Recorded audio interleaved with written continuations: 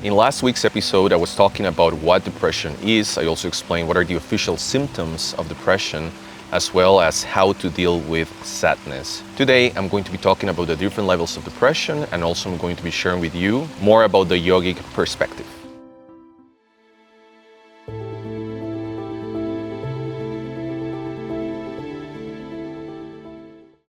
Hello everyone, welcome to a new episode of Inner Wisdom Life Guidance.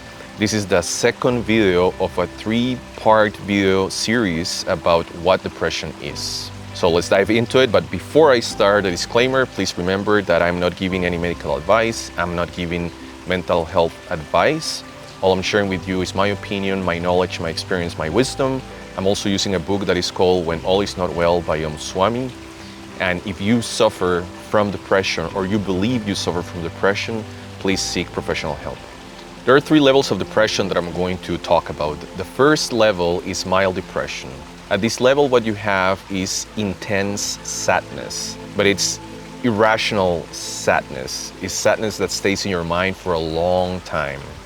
And usually what happens is that you fall in the spiral of death, as I explained in our previous episode, and you make your sadness stay with you for a long time.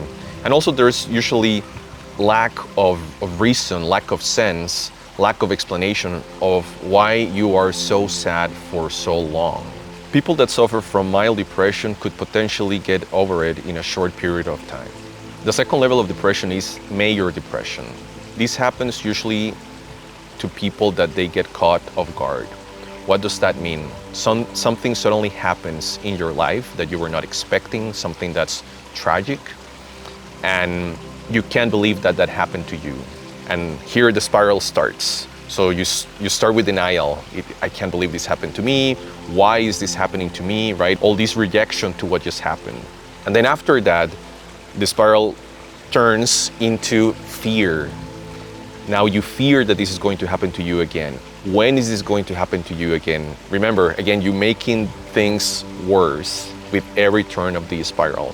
And when you get to that part of fear of it happening again, that's when depression most likely will strike.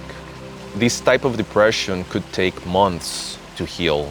With that said, the key practice that you have to follow is acceptance. Accepting what happened to you is going to help you heal faster. With that said, I'm going to talk about how to heal depression in the next episode. The third level of depression is severe depression, and this one is linked to people that experience traumatic events when they were young.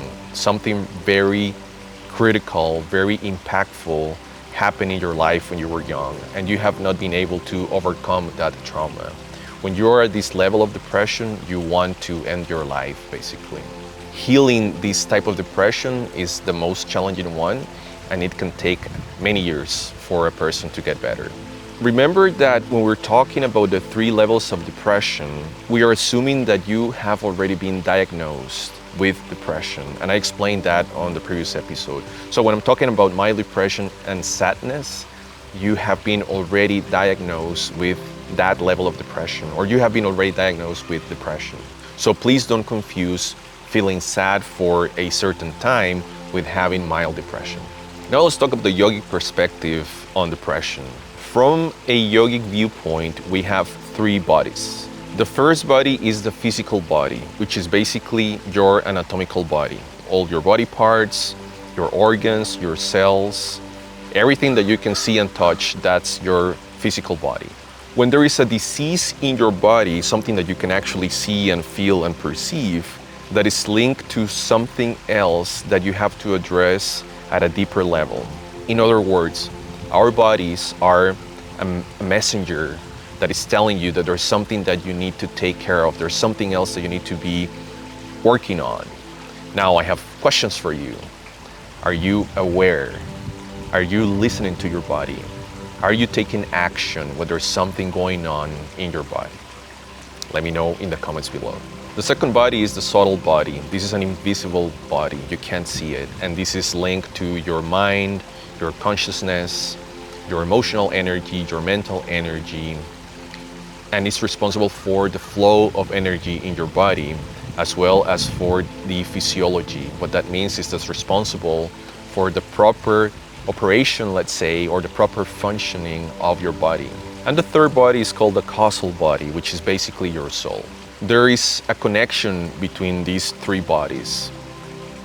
When you take care of your physical body and you take care of your subtle body, you're going to feel better connected with your soul.